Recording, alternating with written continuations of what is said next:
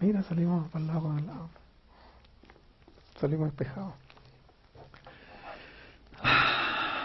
Hola amigos, amigas, todos que hoy día nos acompañan en una tarea bastante interesante, un trabajo. Este trabajo tiene la cualidad de acercarnos a revelar la sabiduría de la Kabbalah, las leyes de la sabiduría. En lo personal, a mí, soy muy agradecido del Creador por haberme traído a esta sabiduría. El tema que tenemos hoy lo vamos a realizar yo, David, José, y mi amigo acá. ¿Cuál es vuestro nombre, amigo? Marcos. Marcos Plasencia, cierto. Vamos a tratar de meternos en este tema tan profundo el que nos toca hoy día. La ley de la recepción y la ley del otorgamiento. El estado del bien y el estado del mal. No son temas simples. Lo que estoy diciendo no significa de que yo estoy tratando de disminuir el tiempo que va a durar esta clase, sino que estos son temas que ya los cabalistas durante muchos años los han estado revelando desde las leyes del superior.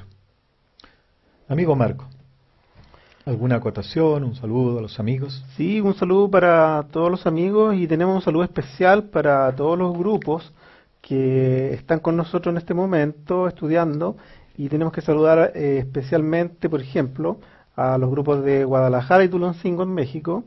Tenemos que saludar al grupo que hay en Mar del Plata. Tenemos que saludar al grupo de Valparaíso, al grupo de Medellín y el de Valparaíso y de Antofagasta. Ah, hay bastantes grupos. Sí, bastantes grupos. Si falta alguno, por favor, amigos, ahí nos avisan y nosotros los saludamos con mucho cariño. Un abrazo para todos. Claro, y por cierto que tenemos muchos grupos en el mundo en la lengua hispana. Sí. Ahora, también tenemos personas que están solitarios en algunas partes, los cuales a ellos no los dejamos de lado. También un gran abrazo, un gran saludo, y que esta sabiduría se revele. Estos temas son profundos. De alguna manera, nosotros vamos a ir revelando situaciones, y ustedes con sus preguntas trataremos de esclarecer lo más cercano posible a sus dudas. Eso, amigo. Yo tengo la característica siempre de leer algo del libro Chamati.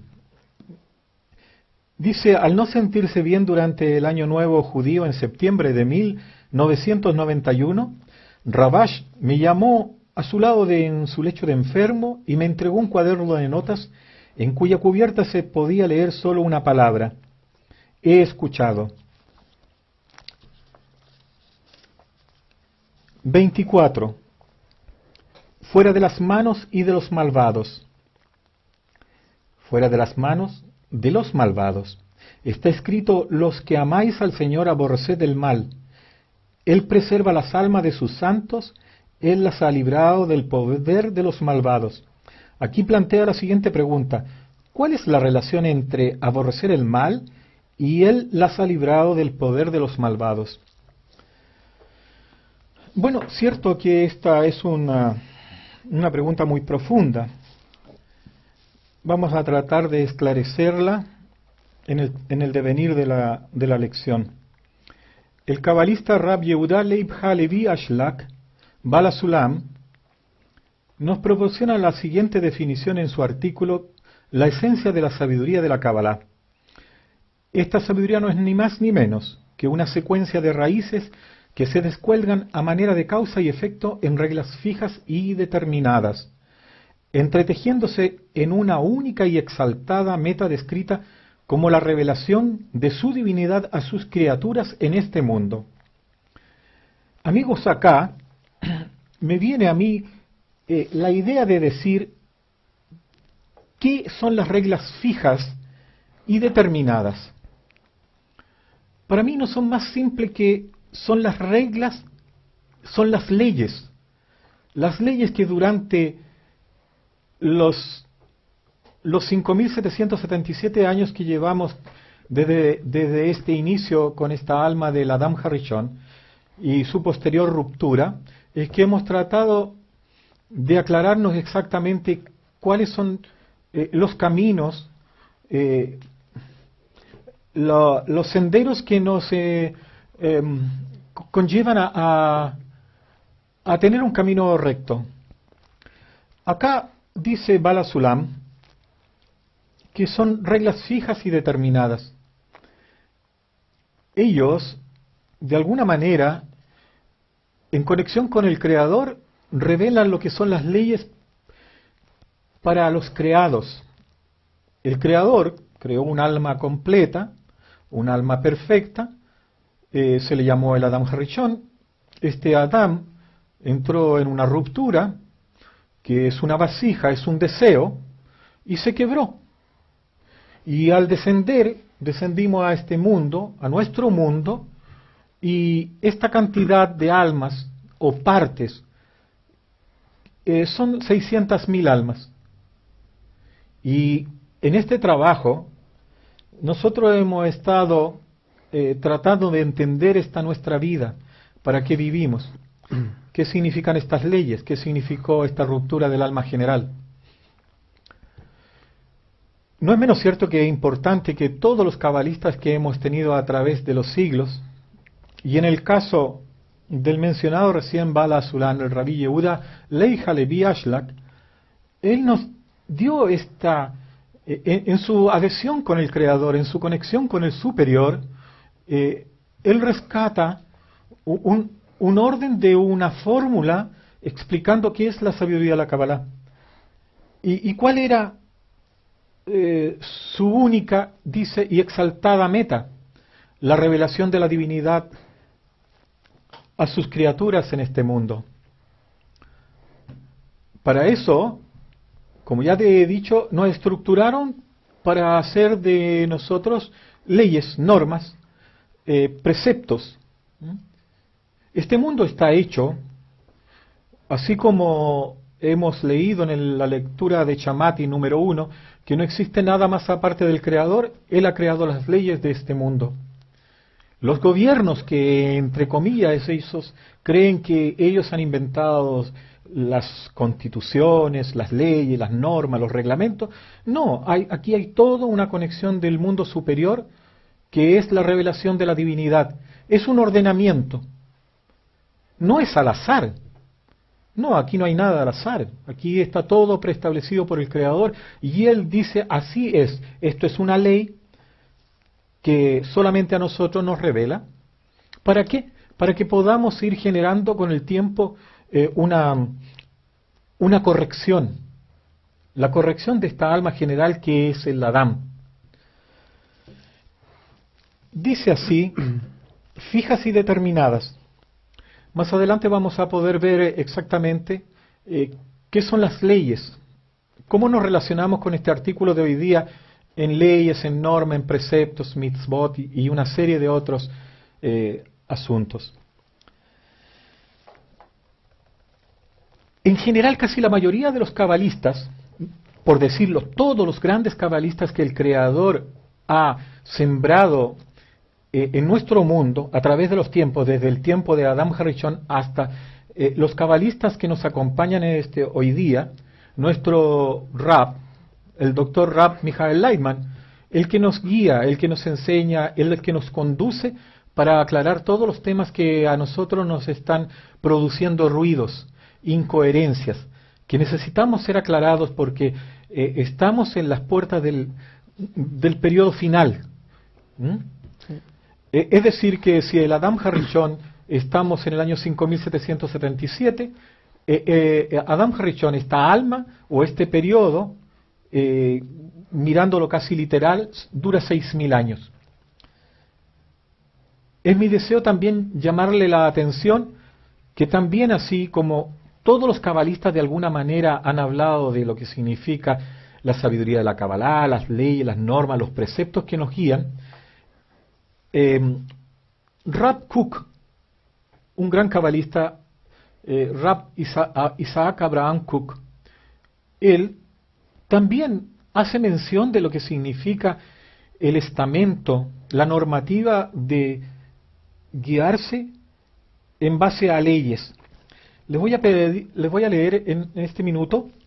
Dice, habla primero sobre el carácter científico de la sabiduría de la Kabbalah. Él escribe en su libro que se llama Los Tesoros del Raya.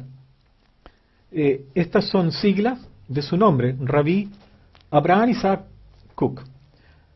Dice, así como el hombre necesita acostumbrarse a la naturaleza física y sus fuerzas, de ese modo y más, debe y tiene que adaptarse a las leyes de la naturaleza espiritual, que son las que gobiernan toda la realidad y de la que forman parte. Habla aquí de adaptarse a leyes de la naturaleza especial y además espiritual. Debemos recordar que naturaleza, en hebreo, en la ciencia de gematria, es lo mismo que el creador, Elohim. Entonces, acá nos están indicando otra forma de identificar estas leyes. Dicen que son leyes de la naturaleza y que son espirituales.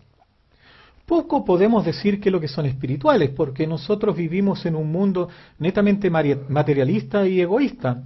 No tenemos yo en lo personal, respetuosamente, no tengo ningún alcance con respecto a decir, mira, esto es espiritual y esto no es espiritual. Solamente lo único que puedo decir que existe un creador, que tiene varios nombres, que me siento agradecido con él, que me haya dado un grupo de amigos tan férreos, tan fuertes, y agradecido por los libros, por el maestro, por este grupo y por este estado que a veces yo puedo hacer un aporte de difusión. Es decir, agradezco a esos 4 características o cualidades que tiene la sabiduría de la Kabbalah. Recibimos libros que estaban en ocultación. Tenemos un maestro que es la línea directa de los profetas, de los primeros grandes cabalistas que han sucedido a través de los tiempos. Yo les leí un artículo de Balasulam, donde él dice que son solamente leyes para la revelación de la divinidad de sus creados. Es decir, que tenemos que estar agradecidos que en este tiempo mucha gente, muchas personas de este mundo, en nuestro tiempo, podemos tener el acceso de leer estos libros que estaban en oculto. Así, ya tenemos 2. Uno dice Balasulam, que son reglas fijas y determinadas, que yo la defino como leyes. El Rav Kook dice que son leyes naturales, o son leyes de la naturaleza, espirituales.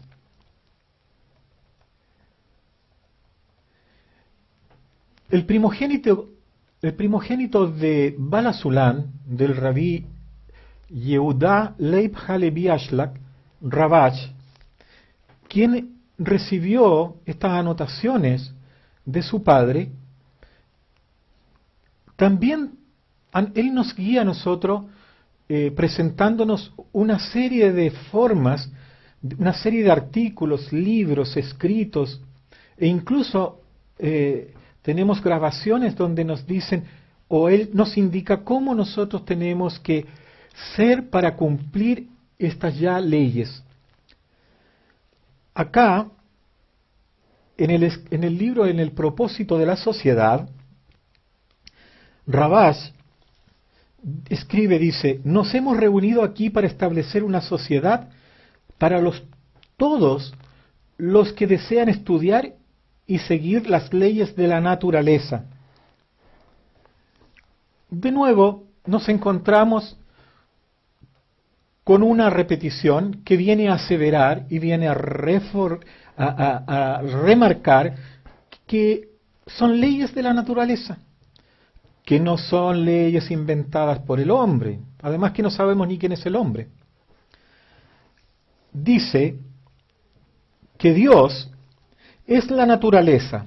Como ya le había dicho anteriormente, dice acá Rabash, de acuerdo a la gematría, estudiar y llevar a cabo la voluntad del Creador es lo mismo que estudiar y seguir las leyes de la naturaleza. Por eso yo agradecí unos minutos atrás, porque fuimos traídos a esta sabiduría. En algún momento de nuestra vida estuvimos un confrontamiento de preguntas sin saber qué realmente, para qué servía, por qué vivo, por qué estoy acá. Entonces, cierto día me explican de que hay leyes, las leyes son instrucciones, que son normas, que son preceptos, que no son para leerlos como simpleza, que son ordenamientos para cómo uno tiene que aplicarlos en cada segundo de su vida, de su existencia, creyendo que sabemos que lo que es la existencia. Por cierto que también nos dicen los cabalistas que está escrito: yo creé la inclinación al mal y la Torá como remedio, como sabor, como condimento, para sacarle esta amargura de esta vida. Porque si fuimos creados con esta tendencia al mal, seríamos realmente la única cosa en esta tierra, bestias. Bueno, esperamos no seguirlo siendo tan seguido, ni quedarnos pegados, ni repetir, como se dice en algunas partes. Lo interesante sería es que nosotros acatáramos estas leyes de la Torá, y son como remedio para una corrección, para su corrección. Y esta corrección se hace solamente con un entorno apropiado, y permitimos o imploramos o clamamos o solicitamos que sea por una or makif, una luz que recibe el nombre de luz circundante,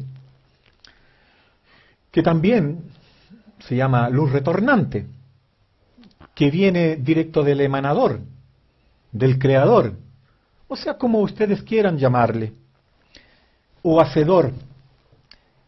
Por una parte yo reúno mi egoísmo, mi mal, y por la otra, del creador, tomo la fuerza de otorgamiento que es la luz. La fuerza de otorgamiento. De alguna manera estamos introduciéndonos que el conocer que los cabalistas, que la Torá nos da instrucciones, normas, es solamente con la finalidad de, como ya lo dije, es revelar la divinidad. ¿A quién? A sus creados. Con la finalidad, aquí nos dicen los cabalistas, para una corrección. Es decir, que cuando el alma general, el alma del Adam Harishon, ese deseo que fue creado por el Creador, se rompe, es porque se rompe porque no está completo, porque está incorrecto. Entonces, lo incorrecto debe corregirse, debe pegarse, adherirse, pedazo a pedazo, para que nosotros podamos llevarnos de vuelta, todos juntos, de nuevo a la adhesión con el Creador. Esta adhesión se llama, de alguna manera, garantías. Es decir, tenemos leyes, tenemos los cabalistas, tenemos los maestros, tenemos los libros, tenemos la difusión, tenemos las leyes, de las cuales tenemos que aplicar esta corrección, que es una corrección basada en una luz superior, la Or Aelion, la luz del superior. la luz del emanador. Y nos encontramos con este tema, a puertas de este tema, para entrar a definir lo que significa el bien y el mal. De alguna manera, poder definir esos conceptos. Pero previamente tenemos que indicar que existen dos fuerzas antagónicas, dos fuerzas muy separadas una de otra. Una es la fuerza de otorgamiento, que es la cualidad del creador, y la de recepción, que es la del creado. Una vasija que solamente está ocupada de recibir y nada de otorgar. Si nosotros la definimos en este tiempo, posiblemente que vamos a decir o vamos a entender que es netamente un egoísmo. A nadie le interesa el vecino, la otra gente que vive al otro lado. Primero me beneficio yo y después si queda un poco para ti. Pero esta ley no está diciendo eso. Está diciendo lo contrario, ama a tu prójimo como a ti mismo. Y esta ley está amarrada de otra que se llama Arvut. Significa la garantía mutua. Nosotros, para corregir esta alma del primer hombre, esta ruptura del alma general, esta vasija quebrada, nosotros tenemos que considerar que todas estas leyes son las que a nosotros nos permiten poder desarrollar esta adhesión hacia el Creador. Todo lo que nos dan, o todos los que tenemos para adherirnos a Él, significa de que de alguna manera lo único que es que nos vamos a encontrar con mundos, y cada uno de estos mundos están muy lejanos de nosotros. Este es el trabajo de las leyes, este es el trabajo de la recepción interna hacia un otorgamiento externo. Nosotros, como dice el salmista David, en el vientre de mi madre Él me conoce, es decir, que los atributos y las cualidades todas fueron dadas, todas nos dieron. Lo que sí es que cuando salimos, llegamos a este nuestro mundo, al parecer se nos olvidan. ¿Por qué? Porque tenemos una característica que está dada porque fuimos hechos con la tendencia al mal. Y vuelvo a decirlos, para eso nos dieron la Torá. La Torá es un libro netamente de instrucción de la luz. Así lo dice etimológicamente la definición de Torá. Ella nos indica las leyes del tema que hemos hablado. Rabí Yehuda Leib Halevi Ashlak, Rabí Abraham Isaac Cook, Rabash, todos hablan de lo mismo. Esta es la norma, esta es la forma, este es el método que nos lleva a nosotros a la corrección del alma general. Todo, cada persona, todos, estamos llamados a corregirnos de alguna forma u otra. Una forma va a ser a este tiempo, no cumpliendo las leyes. A este tiempo, yo creo que algunos de ustedes ya la han escuchado como beitó, con golpes. O la otra forma es que nos adherimos todos en grupos, estudiamos, imploramos y nos estructuramos para revelar la sabiduría o entender la sabiduría que ya los cabalistas que nos han nacido anteriormente nos dejaron esta herencia de libros tan maravillosos. Esa parte, la contraria de beitó, a su tiempo, o golpes, se refiere a Ajishena. Ajishena es cuando nosotros logramos revelar esta sabiduría que fue dada para nosotros,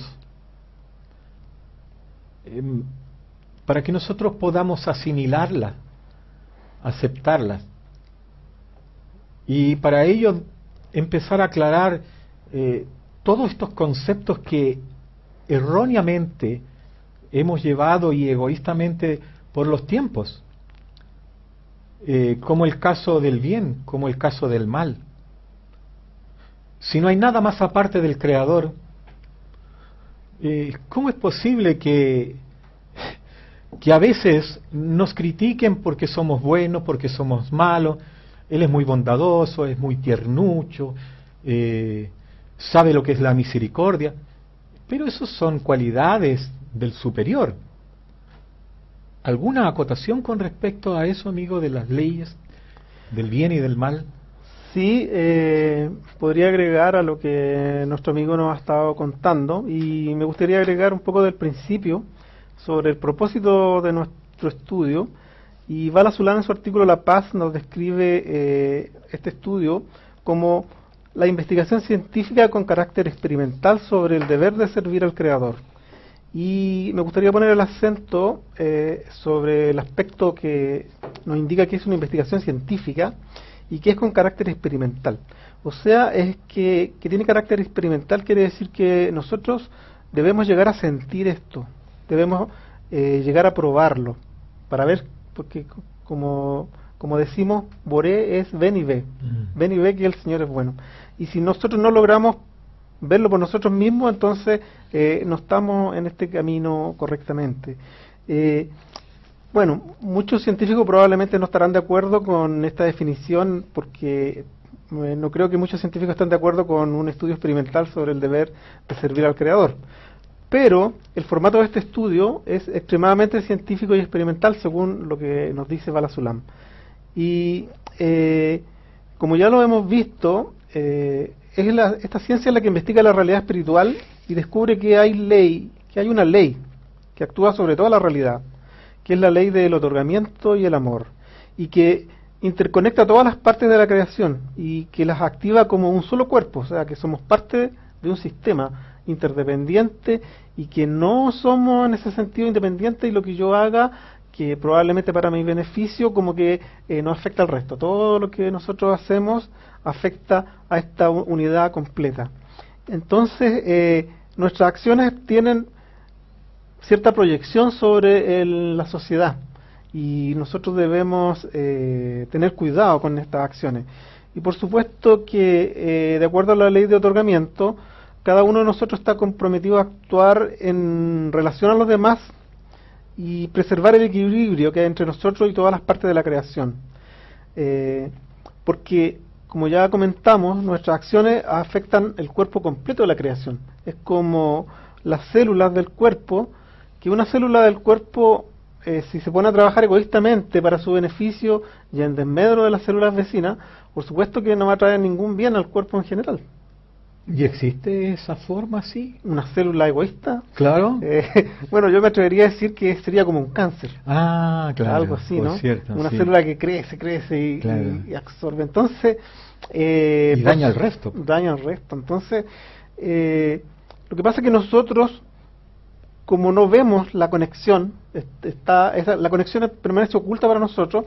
A nosotros nos parece que si nos aprovechamos del prójimo, no estamos haciéndonos daño a nosotros mismos, sino que estamos aprovechando solamente una oportunidad para, no sé, generar para nosotros mayor riqueza, mayor bienestar, mayor conocimiento, porque también en ciertos aspectos el ser humano se aprovecha no tan solo de sus semejantes, sino que también de otras partes de la creación para experimentar, y yo si le hago esto a este animal o si le hago esto a esta persona, a ver qué es lo que pasa.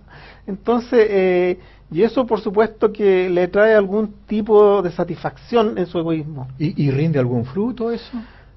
Para la persona que realiza la acción, sí, probablemente gana reconocimiento, hizo un gran estudio, hizo sufrir algo y llegó a alguna conclusión, o es una persona que se desempeña muy bien en el mundo de las inversiones y ha ganado mucho dinero, pero hay otra gente que ha perdido dinero. Entonces, la persona, cuando está realizando una acción y esta acción le proporciona un beneficio egoísta, generalmente no toma en cuenta el sufrimiento que puede haber detrás de eso para el resto de las personas. Y por eso, y eso es algo que no escapamos nosotros también estamos dentro de este sistema. actuamos dentro del sistema y nos parece que la gente que no está de acuerdo en cómo funciona como que está mal, que debería de alguna manera reformarse. Pero tenemos que tener cuidado porque si nosotros actuando de esa manera vamos en contra del beneficio del sistema o de la naturaleza en general, en algún momento vamos a tener las consecuencias. Y las leyes de la naturaleza tienen la característica de que nunca dejan de actuar. Y hay algunas que nosotros las vemos actuar más rápido, por ejemplo, la ley de gravedad. Si a alguien se le antoja salir a caminar fuera en un edificio, no sé, de 28 pisos, se le ocurre salir por la ventana caminando por el aire, probablemente va a sufrir las consecuencias de la ley de gravedad instantáneamente. Y en ese caso la ley no existe posibilidad de que nosotros, algún tipo de apelación, no es que nos aplicaba en este momento. No, la ley de la naturaleza siempre actúa. Y que nosotros no veamos la acción no significa que ésta no se esté produciendo. En ese sentido tenemos que tener mucho cuidado cuando estamos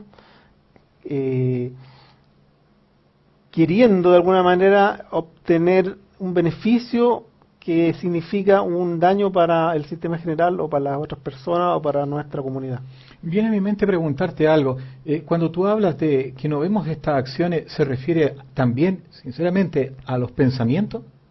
¿Puede ser que sea con un pensamiento, con una tendencia, de esa manera como a destruir su entorno o beneficiarse del entorno mismo?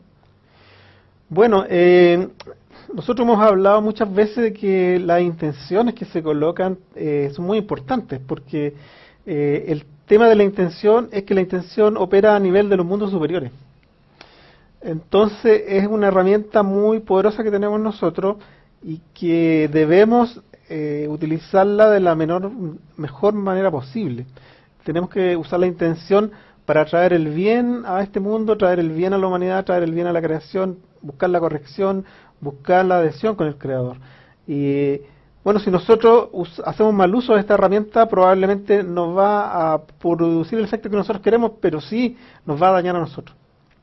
Y ese daño que se nos está produciendo, nosotros no lo estamos viendo, quizás no somos conscientes, pero nos estamos sumergiendo en un estado, en una realidad que es dañina. Con esto, amigo Marcos, se confirma que fuimos hechos con una tendencia al mal. Pero ¿por qué fuimos creados de esta manera? Si el Creador es tan bueno y benevolente. Claro, y el Creador es muy bueno y benevolente y por supuesto no puede ser autor del mal en el sentido de que haya existido mal dentro de él y lo haya extraído para crear esto. Pero lo que sí hizo el Creador fue crear una carencia que no existía dentro de él. Entonces, el hecho de que creó esta carencia, este deseo de ser llenado, que no existe en él porque el Creador no tiene carencia, hace que nosotros seamos totalmente opuestos a la naturaleza del Creador. Entonces, el Creador es otorgante, desea solamente llenar a sus criaturas con el máximo beneficio, y nosotros por el otro lado, como la cara opuesta de eso, queremos recibir todo el beneficio para nosotros, para hacer crecer todo lo que nosotros tengamos a nuestra disposición. En ese sentido, ese es el mal de disfrutar egoístamente. Amigo, yo te entiendo claramente, pero me queda una duda. Si el Creador crea todo esto, y también se me dice que yo no puedo rechazar nada, ¿por qué me hace con esta tendencia al mal? De principio veo que como que existiera una contradicción. Si el Creador es bueno, y por otro lado es bueno, pero me hizo con una estructura y con un programita, con un programita que lo único que hace es ser egoísta, mezquino, poco misericordioso, no entiende lo que es el amor. Si yo puedo robar, te robo. Y así todas las cualidades más bajas de este hablante es que se me presentan a vuelta de la esquina. Claro. Por supuesto que el Creador nos presenta toda esta realidad y tiene un propósito, y el propósito es que nosotros alcancemos la corrección. Y Él nos ha dado las herramientas y nos hace pasar por este estado que primero hay un estado de recepción absoluta que se puede asemejar al estado de un bebé recién nacido, o antes de nacer, que cuando está en el vientre de su madre recibe todo, sin necesidad de pedirlo, tiene todo a su disposición, pero no es consciente, sus deseos son llenados inconscientemente, y él no sabe que tiene esos deseos y que tienen que ser llenados, pero su madre le provee todo.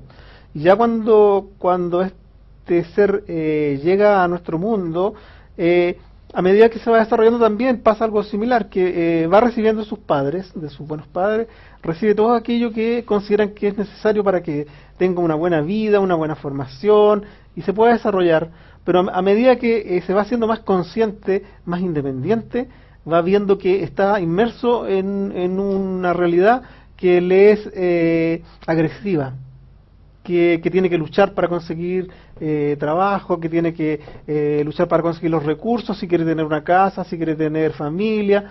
Entonces, a medida que se va independizando y va teniendo deseos propios, va viendo que se convierte esto en una lucha, porque no está dentro de un sistema que lo protege, se ve como desconectado del sistema general. Entonces, de alguna manera nosotros tenemos que llegar a esa sensación en que nuevamente nos sentimos conectados con el sistema general, y para eso nosotros tenemos que pasar por el amor al prójimo, que es algo que, según lo que hemos visto y lo que nos dice nuestro maestro, hay 3 leyes fundamentales.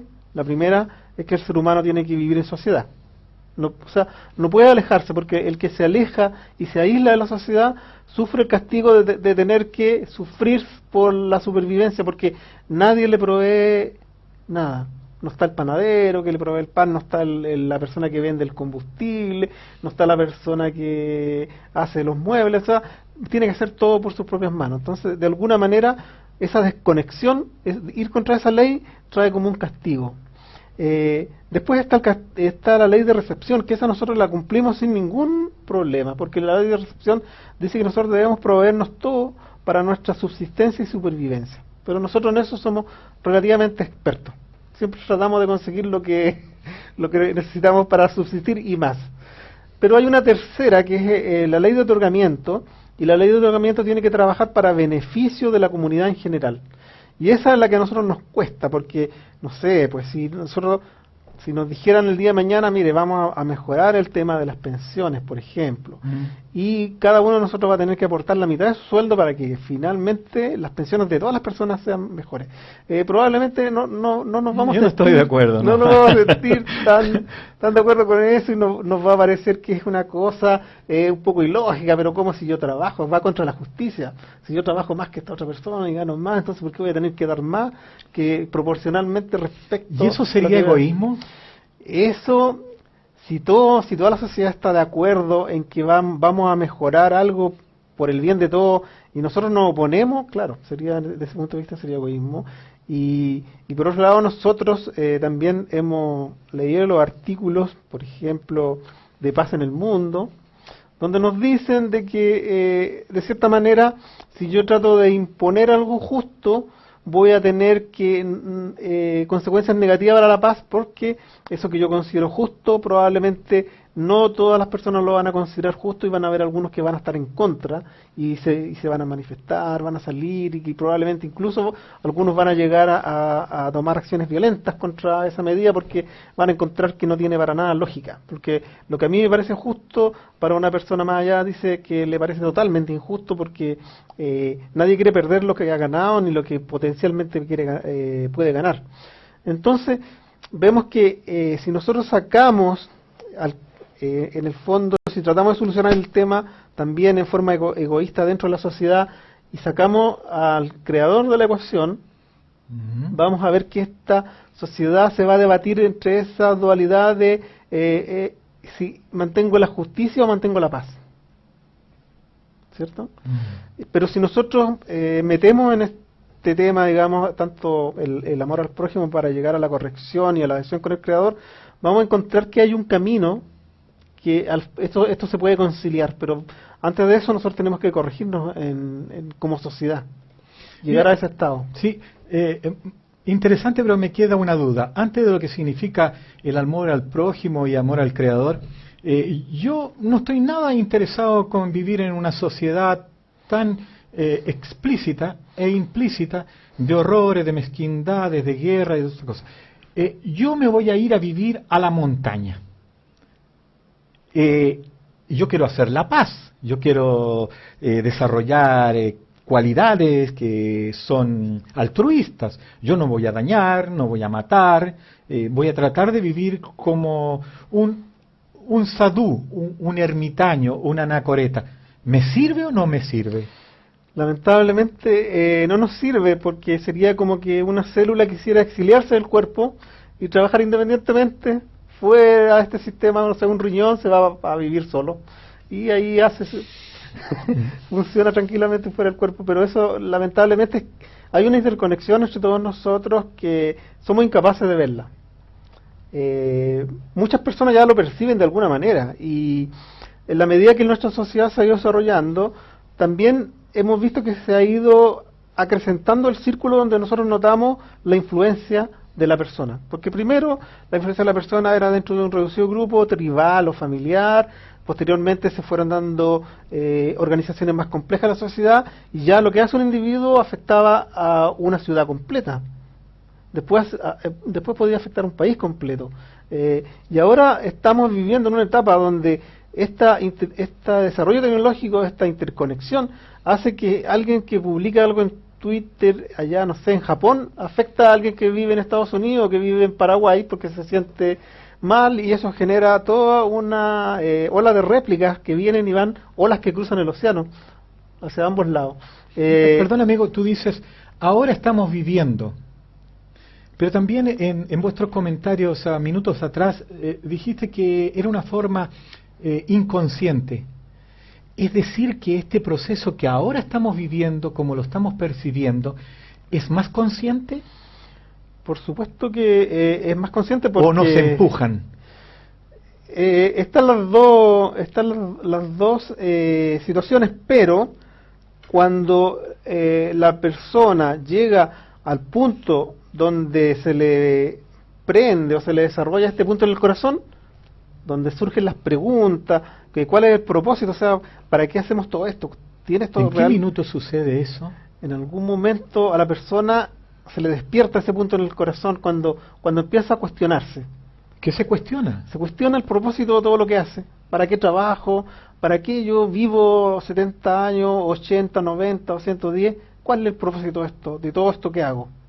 ¿Es solamente una cosa mecánica de mantener la humanidad por generaciones y generaciones? ¿O tiene esto algún propósito? ¿O estoy haciendo esto por algo? Entonces, cuando la persona se empieza a hacer esas preguntas, llega al punto en que se puede comenzar el desarrollo consciente, que sería el camino de vuelta o el camino de ascenso hacia la espiritualidad. Porque nosotros lo que vivimos hasta el momento fue primero un camino de descenso, en que nos fuimos perdiendo la conexión con el Creador, fuimos haciéndonos inconscientes de eso, y hasta que en algún momento empezamos este desarrollo de la sociedad, que empezó también de a poco, de grupos que se fueron organizando, hasta que en este momento somos una sociedad globalizada.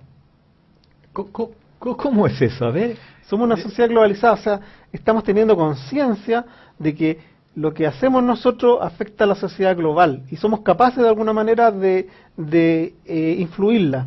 Una persona, a través de una red social, puede escribir un comentario, puede subir un video, puede contar una historia que afecta a miles de personas en el mundo, y si esto tiene el suficiente poder como para propagarse, va a llegar a millones. ¿Y antes eso no sucedía?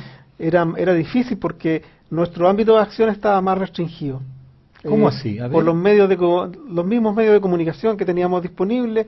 Probablemente al principio nosotros teníamos posibilidad de afectar a la familia, porque eran los que nos escuchaban, con quienes hablábamos, con quienes teníamos contacto diario, y era difícil comunicarse fuera de ese ámbito, y en la medida que fuimos desarrollando los medios de comunicación, este efecto fue más notorio, independientemente que a nivel de la intención, especialmente las personas que han alcanzado cierto nivel de desarrollo espiritual, por supuesto que pueden, porque ese es un nivel mucho mayor de esta conexión, es una conexión que, como está en un nivel espiritual, es mucho mayor que la que nosotros podíamos haber desarrollado tecnológicamente. Pero excepto esas personas que alcanzaron eso, que por cierto pueden afectar a toda la humanidad, en esta realidad física el efecto de las personas que podían afectar conscientemente era más reducido en la medida que tenían pocas posibilidades de viajar, pocas posibilidades de llevar su voz hacia otros lugares. Por ejemplo, antes, no sé, se mandaba una carta que llegaba 5 días después a un destino. Entonces, el efecto podía llegar de vuelta a lo mejor en un año. Entonces, pero ahora no, ahora alguien escribe algo en una red social y a los 2 segundos tiene una respuesta a lo mejor del otro extremo del mundo. Amigo, interesante como lo planteas tú y del ángulo que lo ves, porque tú eres ingeniero en electrónica, en esa área, ¿cierto? Sí. Ahora te hago una pregunta. ¿El tiempo y la tecnología es un beneficio para hoy día recibir toda esta sabiduría? Por supuesto, porque como hemos visto, que todo este desarrollo del egoísmo a través de la historia, que todo este desarrollo de organizaciones que se van haciendo cada vez más grandes, está también de la mano de todo un desarrollo tecnológico. Y ese desarrollo tecnológico a lo que está apuntando es a acrecentar estas formas de comunicación, a hacerlo más efectivo. Acrecentar esta forma de comunicación significa también aclarar ciertos conceptos, ciertas culturas, ciertas formas de haberlo hecho como lo hicieron nuestros antepasados. En el caso de tener ciertos prejuicios con respecto, mira, esto es el bien, esto es el mal, esto fue mal hecho, esto es así. Bueno, yo lo estoy guiando un poco para que me aclares un poco lo que significado el interés de las sociedades religiosas, de esta sociedad enquistada que todo lo ocultaban solamente por un egoísmo, para que el resto de la gente, si bien es cierto por un lado no tenían la capacidad y los medios, pero por otro lado para que no supieran de que había una realidad diferente. ¿Es así más o menos la pregunta? Sí, yo pienso que sí. Básicamente porque en este momento somos capaces de hacer este estudio de forma mucho más científica que antes. Porque antiguamente lo único que teníamos nosotros a nuestra disposición dentro del margen de comunicación que teníamos es que la persona sabia del pueblo, la persona sabia del lugar nos explicaba cómo eran las cosas. Pero ahora nosotros tenemos acceso a los sabios de otros lugares. Tenemos acceso a los libros de otros lugares, tenemos acceso a otras visiones, podemos contrastar. Y como nos decía Bala Sulam, que este era un estudio científico que tiene es vivencial también, ¿ya? Que es experimental. Entonces, por supuesto que actualmente tenemos muchas más herramientas que en el pasado para desarrollar este tipo de estudios y poder hacerlo también más vivencial, porque por otro lado, este entorno que nosotros queremos construir, este buen entorno de personas que están orientadas a esta búsqueda, se ve enriquecido por los aportes de amigos de muchos lugares del mundo. Interesante como lo planteas, amigo. De hecho, viene a mi mente decir, o el creador que es mi sombra, me coloca, gracias a Dios, esta pregunta. Es decir, que cuando nosotros leemos los artículos del Zohar, y por curiosidad, el Zohar fue escrito en el siglo II de esta era común, ¿cierto? Por ahí, para los amigos, físicamente, el libro fue escrito en una cueva, donde 10 cabalistas se juntaron, y estos cabalistas, a los pies del Monte Meron, revelaron este maravilloso libro. Pero curiosamente ese libro que fue escrito en aquella época, contrastando con lo que muchos años después dijeron, que fueron muertos por eso, por decir que la Tierra era redonda y se movía, en el libro del Zohar nos explican una revelación de que la Tierra era redonda. Es decir, que la percepción de esa realidad, ya había un conocimiento de aquello. Sí. ¿Puedo decir que no existía el tiempo para que se revelara y hoy día con toda la tecnología y con toda la información a nuestra disposición podemos ayudarnos? ¿O es porque el Creador nos dice en este tiempo, vosotros estáis preparados? Claro, amigo, yo pienso que sí, y algo muy importante es que probablemente en aquella época no estaba preparado todavía este desarrollo del egoísmo que hemos alcanzado ahora, porque hemos alcanzado un nivel de egoísmo superior al que habíamos alcanzado en esa época. Algunas veces hemos comentado de que una persona pobre de nuestra época tiene más comodidades que un rey de épocas pasadas. Tiene acceso a medios de comunicación, tiene acceso a medios de calefacción modernos, a métodos de cocina modernos, muebles que son mucho más cómodos que los que se lograban, tiene ambientes más saludables, tiene acceso a medicina. O sea, en el pasado, ¿quién antes de la imprenta, quién tenía acceso a los libros? Había que tener mucho dinero porque costaba mucho contratar a un copista para que hiciera la copia de un libro y nosotros después lo pudiéramos leer, y hacer una segunda copia tenía que hacer todo el trabajo de nuevo. Entonces, por supuesto que al nivel que estamos hoy día, este desarrollo que ha alcanzado todo el mundo, vemos que la mayoría de la gente tiene acceso a todas estas comodidades modernas que antiguamente ni los reyes las soñaban, como hacer un viaje en avión, como cruzar un continente, de un continente a otro en unas pocas horas, tener acceso a ver, a lo mejor por una imagen de televisión, cómo vive la gente en el sudeste de Asia, cómo vive en Siberia, cómo viven en Alaska.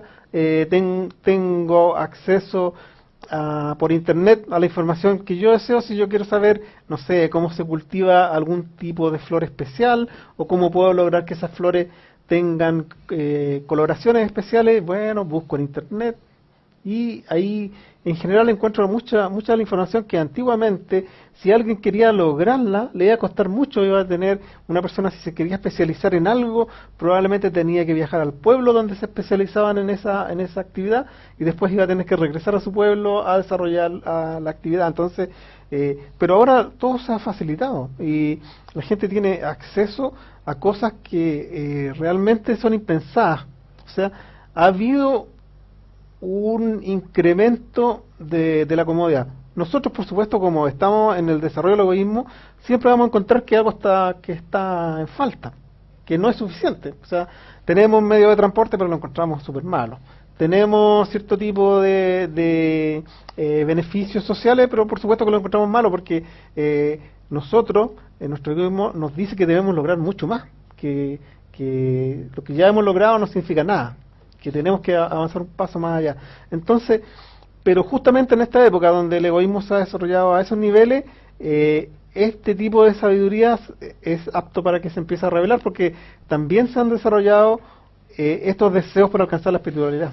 Hemos llegado a este nivel donde las personas que desean alcanzar la espiritualidad también se han acrecentado en número. Una pequeña pregunta, porque me ha encantado cómo tienes ordenado este tema. Con respecto al deseo de recibir, los cabalistas nos dicen que este estado es el estado del mal. Pero ¿cómo se entiende, siendo un tema científico, que los científicos dicen que nosotros tenemos un programa detrás de nuestra cabeza? De hecho, Balasulán hace muchos comentarios con respecto a eso. Lo que yo siento lo veo reflejado afuera. Lo que yo soy lo veo reflejado con esa tendencia malvada, mezquina, codiciosa. ¿Cómo explica esto con el deseo de otorgar? Si yo en sí soy solamente pura materia egoísta. Sí, bueno, como dices tu amigo, nuestros sabios han hablado al respecto y nos han dicho que la realidad que existe fuera de nosotros realmente no tiene forma, que nosotros adquirimos ciertas impresiones con nuestro sentido, las interpretamos y le damos una forma y armamos una figura dentro de nuestro cerebro que nos hace ver la realidad de cierta manera, de cierto color, de cierta forma, de cierta textura. Pero realmente es la interpretación que nosotros le damos a la realidad, que la realidad afuera es como una materia que está dispuesta a tomar distintas formas de acuerdo a cómo nosotros la podamos percibir. Y por supuesto, dentro de esa forma de percibir la realidad, nosotros egoístamente percibimos que la realidad no está de acuerdo a lo que nosotros nos beneficia de mayor manera. Nosotros buscamos el máximo beneficio para nuestro deseo de recibir y por supuesto que notamos que la realidad, como se nos presenta, como la sentimos, no está bien porque no nos permite como adueñarnos de toda esta realidad. ¿Y cuándo seremos otorgantes? ¿Cuándo vamos a ver esa otra realidad contrapuesta que nos dicen los cabalistas? Bueno, también nos dicen nuestros sabios que a través de este proceso de recepción, nosotros también hemos estado recibiendo de alguna manera la impresión del otorgante. Estamos recibiendo sin querer, estamos recibiendo la sensación de que existe un otorgante y que este otorgante es bueno y bondadoso. Y de alguna manera esto de a poco nos empieza a impresionar, hasta que llega el momento que el ser humano se desarrolla y quiere alcanzar a este creador, y más que eso quiere ser como el creador, quiere ser otorgante. Entonces, esta cualidad de otorgamiento que no es propia, nos vino como de contrabando en este sentido de recibir. Nosotros recibimos, pero junto con recibir la abundancia del Creador, también recibimos de alguna manera una impresión del Creador. Y eso a nosotros nos ha ido poco a poco formando, modificando y haciendo que surja este deseo que se representa por el punto en el corazón, y este punto es un pequeño deseo en el corazón que quiere asemejarse al Creador. Pero es pequeño, dentro de todo el mar de deseos que tenemos en nuestro corazón, es pequeño, entonces tiene que empezar a crecer, tiene que empezar de a poco a hacerse más patente. Y de ahí viene entonces el término que nos indica la Torá, que el Creador hizo al hombre imagen y semejanza a él, y que de alguna manera tú lo explicaste como que bajamos, descendimos a este mundo y descendimos a un mundo sin ninguna...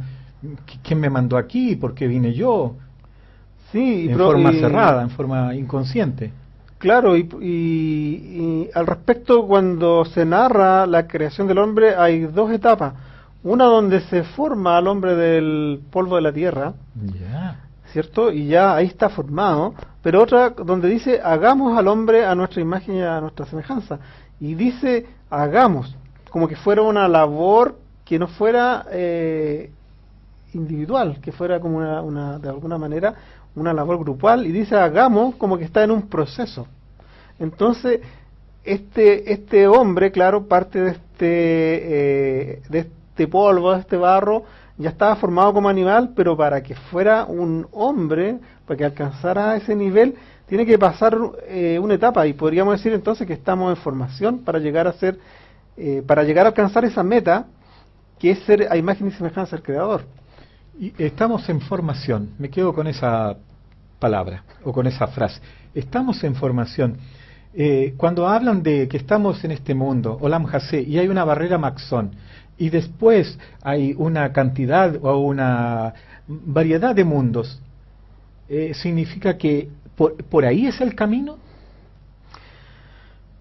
Claro, nosotros tenemos que hacer este camino de retorno por los mismos mundos, por los mismos estados por los cuales se hizo el descenso.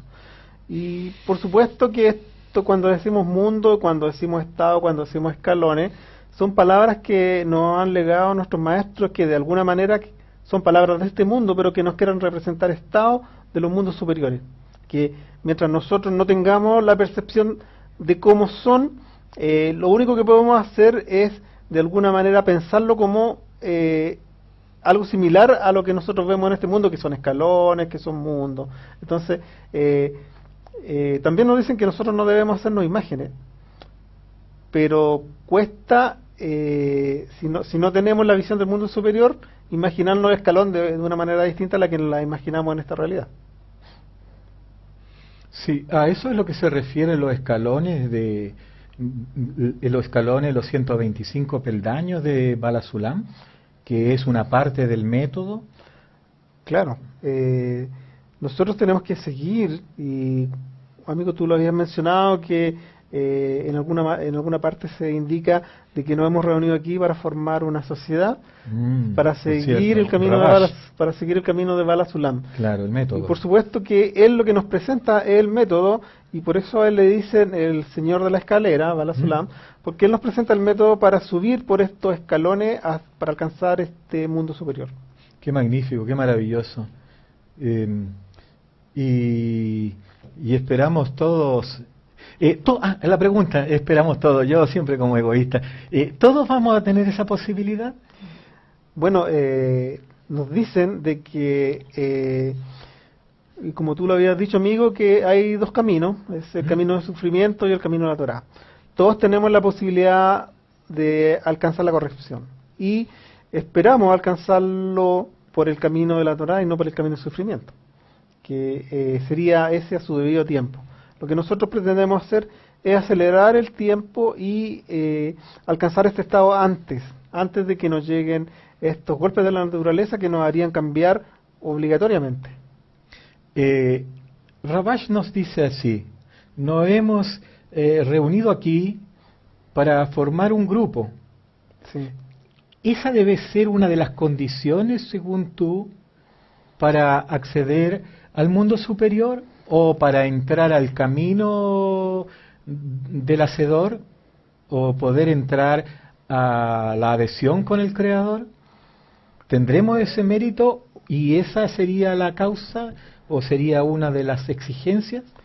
Claro, nuestros maestros nos han indicado de que necesitamos nosotros tener algunos requisitos, y dentro de esto está tener el maestro, los libros y el entorno. Y el entorno es el entorno adecuado, y esto es como la semilla que necesita una tierra fértil para poder desarrollarse. Y muchas veces se habla dentro de nuestra sabiduría de estas analogías, de estos fenómenos, de cómo la semilla se desarrolla y cómo la semilla de trigo siempre es trigo y no es cebada ni otro cereal. Y sí, ese artículo lo he leído, está en los artículos de Bala Sulam, del Rabí Yehuda Lehi Halevi Ashlag, que se llama La Libertad. sí. Por cierto que ese artículo es muy profundo y te conduce a que inapelablemente tenemos que, como dice Rabash, juntarnos, reunirnos. Ahora, el buen entorno, porque muchos de los amigos que nos ven no están agrupados. ¿Pueden ellos hacer un buen camino o es parte del camino o es parte del mérito o de una plegaria para que puedan acceder a un grupo?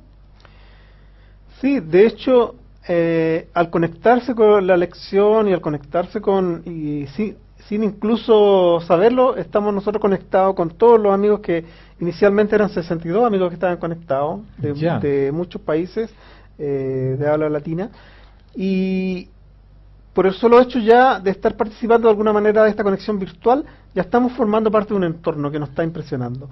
Ahora, por supuesto, que si es un entorno físico, estos beneficios se ven amplificados. O sea, es deseable estar en este entorno físico donde los amigos se puedan dar soporte mutuamente y donde las intenciones de los amigos por alcanzar la corrección puedan impresionarme de manera más fácil. Y también nos dicen de que, claro, el entorno o este grupo correcto lo que nos da a nosotros es que nos permite ahorrar tiempo y esfuerzo y sufrimiento. O sea, nosotros podemos, por supuesto, alcanzar estados mejores, por decirlo de alguna manera, por no decir estados superiores, mejores estados en la medida que nos desarrollamos en este entorno correcto, que este entorno correcto representa la tierra fértil para que surja y se desarrolle esta semilla y crezca esta nueva cosecha. Bueno, amigo, yo no sé si es discrepar contigo, pero yo aspiro un día a conocer al Creador, porque de repente ya me siento cansado, porque si mi chispa de alma, que pertenece al alma general desde el inicio, uno ya a estos tiempos va cansado y quiere que esto se revele con... yo siento un anhelo. Tengo un deseo profundo de que se revele, sí. Porque estoy agradecido que me hayan traído a un grupo tan variado. Y agradezco que esté en este grupo. Viene a mi memoria decir que hubo un gran cabalista que se llamaba Ben Kisma. Joseph Ben Kisma, exacto. Él le ofrecían unas fortunas, joyas y muchas cosas para que fuera a enseñar a otro grupo que se cambiaba de ciudad. Sí. Me gustó eso a mí, porque así viene a reforzar un agradecimiento. ¿Por qué me dieron este grupo? Estos amigos tan disímiles. Yo recuerdo aquí ahora y decirles a ustedes como cosa muy personal que un amigo un día me dice, y escuché también de otro que dijo que él había dicho, no, si yo hubiese tenido que elegir estos amigos, nunca habría llegado aquí. Claro. Por lo tanto, pareciese, o en efecto es así, es que te dan un grupo. Te dan un grupo. Y no puedes rechazarlo. No puedes cambiarlo. Con esto viene a reforzar de alguna manera que Joseph Ben Kisma, él no iba a rechazar lo que el creador o la configuración del programa le había dado para con ellos. ¿Cierto? Sí. Y aquí cuando en los grupos se forma estas trifulcas, peleas, ruidos, desencantos que tú me dijiste, como me lo dijiste, ¿por qué yo veo esas cosas? Bueno, porque nosotros interpretamos la realidad de acuerdo a nuestro interior, a nuestra interioridad. Y también nos dicen que la raíz de los problemas no están en la naturaleza, sino que están dentro de nosotros. O sea, no están en lo externo de nosotros, sino que están dentro de nosotros. Y nosotros vemos reflejado en lo que vemos en la realidad lo que tenemos que corregir internamente. Entonces, por supuesto, se nos presentan todas estas falencias en la realidad, que vemos que hay injusticia, que vemos que el amigo no es como yo quisiera, que vemos que se comporta de una manera que no me gusta, que vemos que a lo mejor yo hubiese querido que fuera de otra manera. Claro, ¿por qué? Porque se nos presenta en esta realidad externa, se nos presentan cosas que reflejan lo que nosotros somos internamente.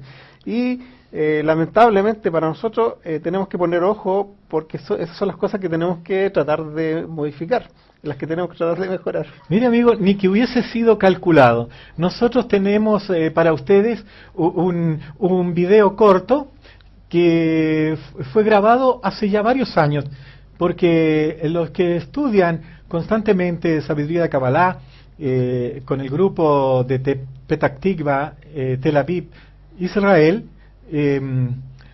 van a darse cuenta de cómo está hoy día formado este grupo, dónde están ubicados, la forma como era antiguamente. Amigo Carlos, que estás allá en la dirección, ¿es factible ver ese video? Que es muy interesante porque tiene una relación directa con algo que acabas de decir. Él pregunta, ¿cómo tengo que yo entender eso de que hablamos de que yo voy a recibir un castigo por eso de que, digamos, alguien digamos, un compañero que está sentado acá hizo algo malo y yo recibo el castigo? ¿Cómo yo tengo que tratar? ¿Cómo tengo que recibir este mismo castigo?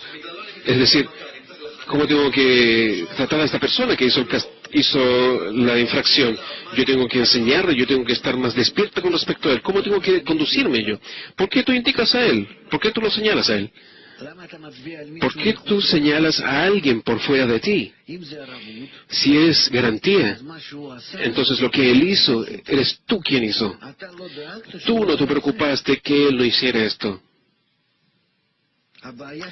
Es tu problema y no problema de él. Eso de que vienen a ti y te acusan y tú es que tienes que salir, pagar, recibir el castigo.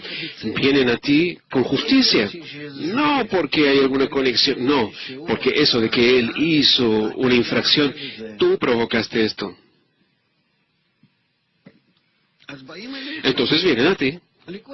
A cada uno pueden venir. ¿Qué significa todos por uno? en que todos son responsables de uno.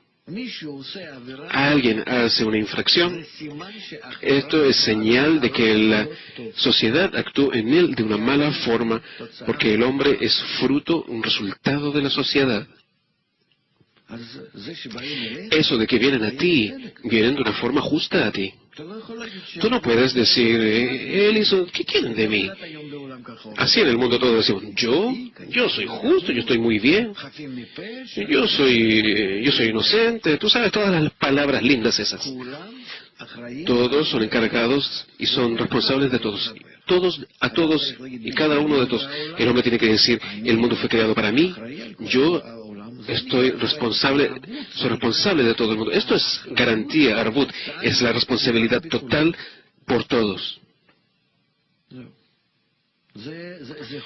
Es una regla, es una ley, es algo terrible.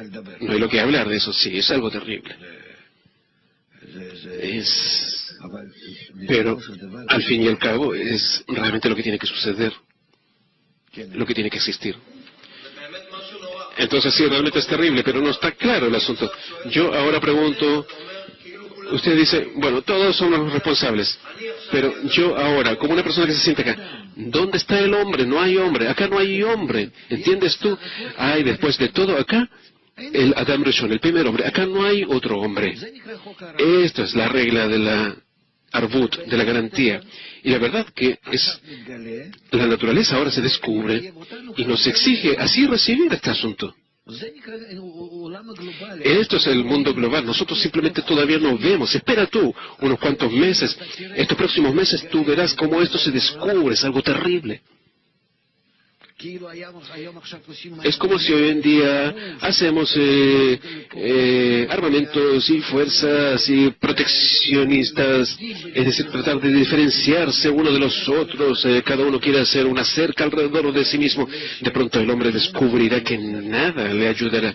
Ahora todavía estamos haciendo preparaciones, todavía hacemos más y más, tratando de cubrirnos, de protegernos a nosotros mismos. De pronto veremos que es uno. Ustedes pensarán de esto hasta mañana y continuaremos.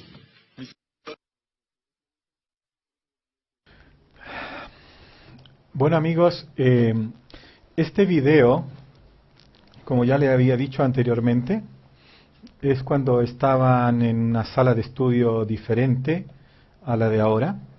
Ya llevábamos como unos 3 años que nos cambiamos de lugar, al parecer, muy cerca del antiguo estudio. El tema planteado de la pregunta del amigo al maestro, por cierto, que dice, es terrible, es terrible. Nos empiezan a aclarar y a enseñar lo que significan la realidad, el concepto real de una definición, de un entendimiento de lo que uno hace.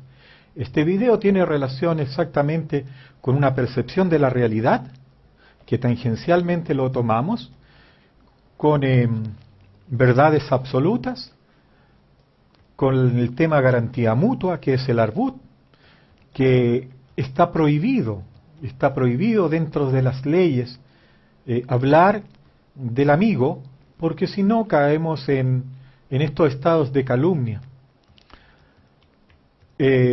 Tiene que ver con que este punto en el corazón se desarrolla y tiene que desarrollarse en la forma más completa, plena, de permitir que el Creador, la luz circundante, nos revele nuestros estados de bajeza y podamos señalar que tenemos un deseo de corrección. Este deseo de corrección solamente lo hace la Or Makif, la luz circundante, porque de ahí es donde está todo nuestro error. No podemos hablar de que el amigo dijo, sino que ¿quién te dijo? De hecho, más adelante, ustedes en el libro Chamati, por ahí, por el artículo número 100, cercano ahí, dice, no dirás justo ni malvado.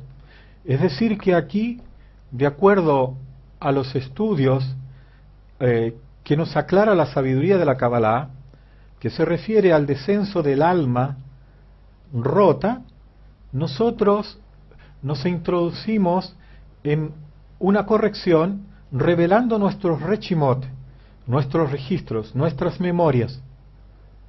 Y entonces nos daremos cuenta de que no tan justo éramos, no somos tan buenos, no tenemos idea de lo que significan esos atributos del Creador, porque dentro de nuestra chispa de alma, el único programa que existe es el deseo de recibir, y el deseo de recibir es el egoísmo.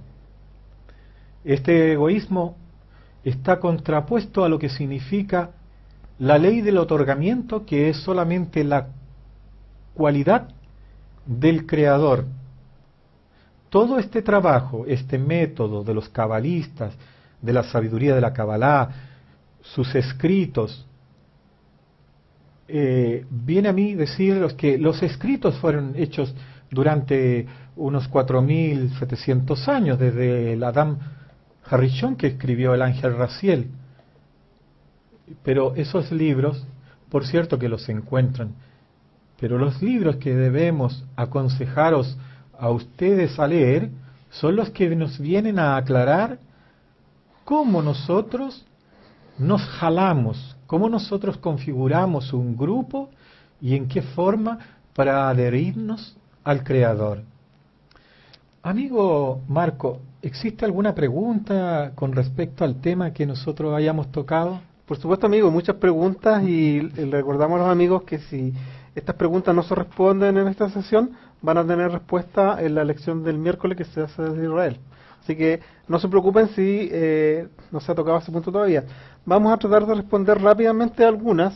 El amigo David va a reforzar esos puntos donde él encuentre que haya que hacer un refuerzo, y vamos a hacer una rápida revisión. El amigo Bernard de Chile nos pregunta qué es un grupo virtual, y básicamente son amigos que se conectan de alguna usando alguna plataforma virtual tecnológica para conectarse, como esta clase, o como amigos que se reúnen por Zoom, o como amigos que se reúnen que tienen listas de WhatsApp para compartir intenciones o cosas por el estilo. En general, amigos que no se reúnen físicamente, pero sí encuentran alguna manera de estar reunidos virtualmente usando la tecnología. El amigo William Vega de Carolina del Norte, Estados Unidos, pregunta ¿cómo Beni Barú ayuda a crear el entorno correcto? Bueno, este entorno correcto está constituido por amigos que tienen el mismo deseo de revelar al Creador y están dispuestos a trabajar en este método de corrección de Bala Sulam. Una pequeña comentario, amigo. Rabash tuvo un alumno, el que es nuestro actual maestro, el Rab Dr. Mijael Laiman. Él en la actualidad, de forma virtual y de forma física, porque muchos de nosotros cuando existen los congresos o cuando él tiene la oportunidad, viaja a diferentes lugares. Nosotros acá en Chile lo hemos recibido en algunas oportunidades y también le hemos acompañado. En otras palabras, lo que quiero decir que los sabios dicen quien cambia su lugar de habitación, cambia su suerte. En otras palabras, tú tienes que buscar, pero ya que llegaste por el medio virtual, hoy día Bnei Baruch tiene un poco más de 2 millones de alumnos que siguen esta sabiduría. Alba Urdinola de Nueva York pregunta que si al desarrollar el deseo, ¿cómo debe ser recibirlo y otorgar? ¿La Kabbalah nos ayuda a desarrollar la mente también? Bueno, básicamente lo que nosotros vamos a hacer es desarrollar una intención de recibir para otorgar. Eso es lo fundamental. Algo más profundo se irá viendo en las próximas clases, ¿cierto, amigo? Cierto, y no se olviden que la sabiduría de la Kabbalah, como la definición lo dijo Bala Sulam, que es solamente con una meta bien definida, la revelación de la divinidad a sus criaturas. Cuando entendamos lo que es la divinidad, cuando entendamos Dios lo quiera, el Creador, nosotros vamos a decir, así era esto. Claro, es el método, amigo. Sí. José de Estados Unidos pregunta, ¿cómo es el método que comprende los 125 escalones? Bueno, amigo, este es el método que nos plantea Bala Sulam y vamos a tener que avanzar en este estudio para lograr comprender o para lograr responder esa pregunta en forma completa. Sí, a grosso modo son 125 peldaños y que estos están compuestos de algunos mundos, y estos mundos están compuestos de algunos parsufín, y los parsufín también tienen lo que se llaman las sefirot. Todo este lenguaje es muy preciso, es muy técnico. Es importante aprenderlo en el idioma como lo define la sabiduría de la Kabbalah, que fue escrita en arameo y otro tanto en hebreo, y no van a tener ninguna dificultad. Nosotros nos encontramos en nuestro mundo y hay una secuencia de mundos desde la parte más oscura hasta la parte más clara, y vamos a revelar al Creador, Dios lo quiera. Eso.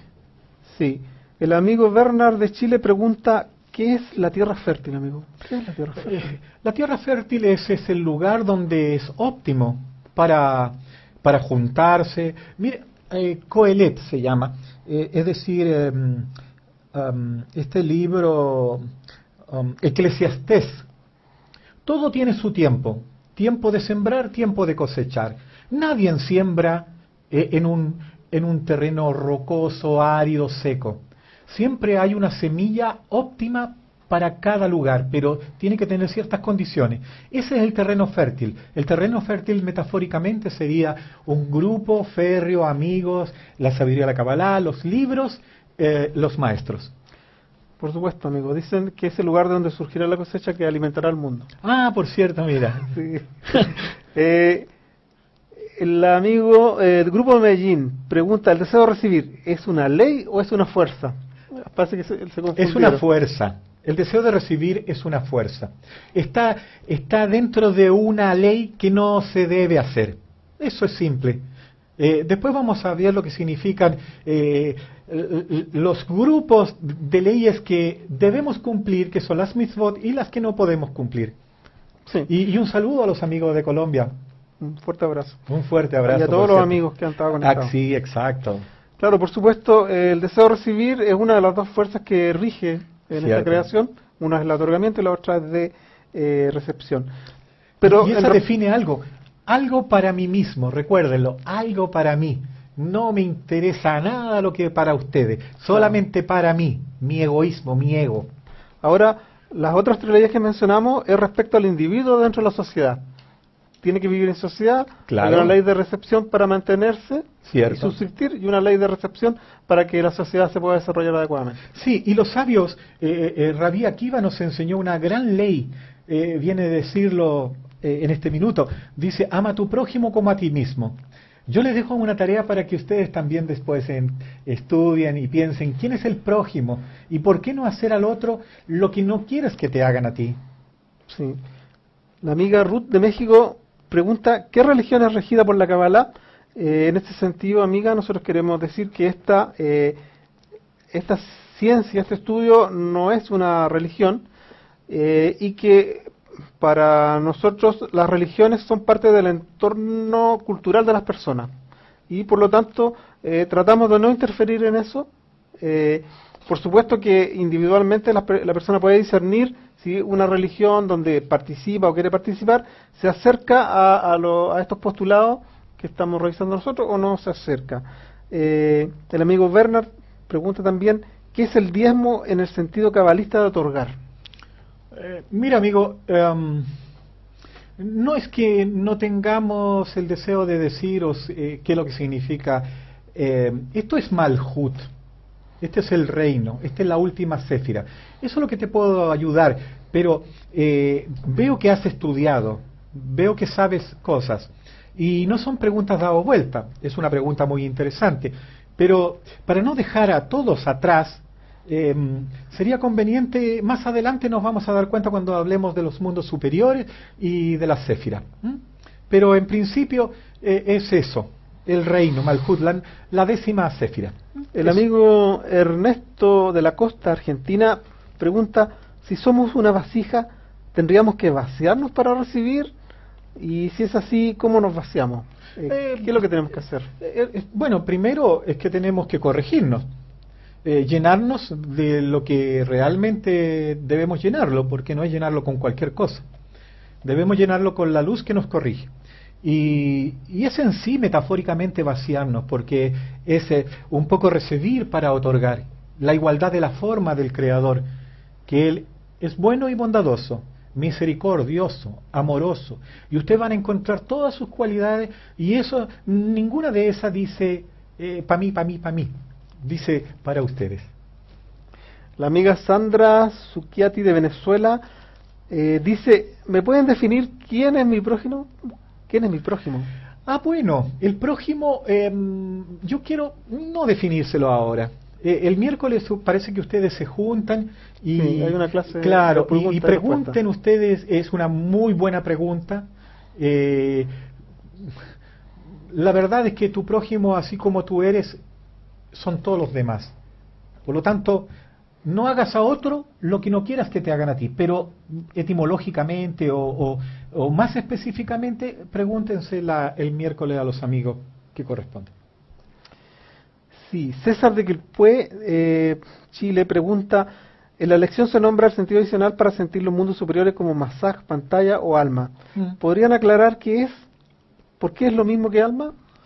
Amigo, también son preguntas bastante... Cuando nosotros... nosotros nos tenemos que ganar nuestra alma, primera cosa. No tenemos alma. Tenemos una chispa de alma. Yo se la dije al principio, cuando la ruptura del alma general se quebró esta vasija, se destruyó en 600.000 almas, ¿ya? Y esta revelación de alma es el trabajo. Dentro del método te van dando este tipo de leyes normativas, de las cuales tú no las puedes pasar por alto, sino que las tienes que cumplir al 100%. Y ahí tú te ganas tu alma. Y ahí entonces tú empiezas a revelar la luz. Y al revelar la luz, desde una luz pequeña, que se llama Kista de Hayuta, el mínimo de luz, empiezas a revelar la luz del superior. Y él te va a atraer, te va a jalar. No va a ser fácil, pero te van a jalar. Pero igual, es tu trabajo. El grupo de Medellín dice... Sabemos que cuando hablamos de la Biblia hablamos del lenguaje de las ramas. ¿Cómo hago para hablar desde la Torá desde su raíz? Bueno, lo mismo. En la medida cuando nosotros vamos ascendiendo a los mundos superiores, nos vamos a dar cuenta de que este mundo era solamente mundo metafórico. Que todo lo que nos dice la Torá solamente son acercamientos, ideas generales. Porque en el mundo de la espiritualidad, en el mundo de lo superior, no hay nada que conecte con este mundo inferior. Solamente son explicaciones más cercanas. Sí, y bueno, rápidamente amigos, saludamos a los 90 amigos que han estado conectados en esta clase. Y rápidamente a ver si alcanzamos a revisar. De Perú, Renzo y Katy. De Argentina, Nano, Milagro, Walter, el grupo de Mar del Plata, Tito Hanna, Fernando Martín, Olga, Viviana, Burgos, Silvia y Viviana Marte Arena, Ernesto también de Argentina, Silvio y Héctor de Santa Fe, Colombia, el grupo de Medellín con Ramiro Sierra, Diana Parías, Manuel Zapata, Johanna Zapata, Julio César Quintero, Ana Muñoz, Hernán Ramírez y Nelson Gómez. También de Colombia, Aureliano, Marisol, Noemí y Hernán. De Paraguay tenemos a Sila y Ángel. De México tenemos a Araceli, Yolanda, Ivette, Ariel, Rocío, Vanessa, Sergio, Giovanni, Lilia Rueda, Verónica, Ángel, Chava, Aido, Bren, Miriam, Jorge, Tania, Roberto, Carolina, Carla, Eric, Daniel, grupo de Toluca con Yunuen, Diana, Arturo y Liliana. También de México Alberto, al grupo de Tulancingo, México, Melquiades González, Elizabeth Cornejo y Héctor Hernández. Al grupo de Guadalajara, México con Yasmín, Miguel, Javier, Sergio, Karina y Sandra. De Venezuela tenemos a Sandra y Jetsi. De Brasil a Andrea Moraes y Clarice. De Chile tenemos a los amigos Juan Carlos, Bernard, Eduardo, Cecilia, Grupo Antofagasta con María Patricia, Silvia, Fabiola y Sebastián. Tenemos también de Chile a Eugenia, de Temuco, Jocelyn y Claudio de Iquique, a Santiago de Frutillar, a Mariela y a Yasmín de Valparaíso. De Ecuador tenemos a Alfredo y Andrea Tapia. De Estados Unidos tenemos a Alba, José y William Vega. De Venezuela a Sandra y a Jetsi. De Guatemala a Ludwin y de Panamá a Maylin. Un saludo muy afectuoso para todos los amigos, un gran abrazo y esperamos que esta lección que hemos tenido en conjunto todos nosotros sirva para que de alguna manera nos podamos corregir. Sí, un agradecimiento a todos aquellos amigos que participaron, sus preguntas tan interesantes y tan elevadas. Un agradecimiento muy personal a todo el equipo que se encuentra detrás de nosotros, que hacen posible que esta transmisión sea lo más clara y fiel. Sí, a las amigas moderadoras, Erika y Montserrat, y a los amigos del equipo técnico, Carlos y Patricia.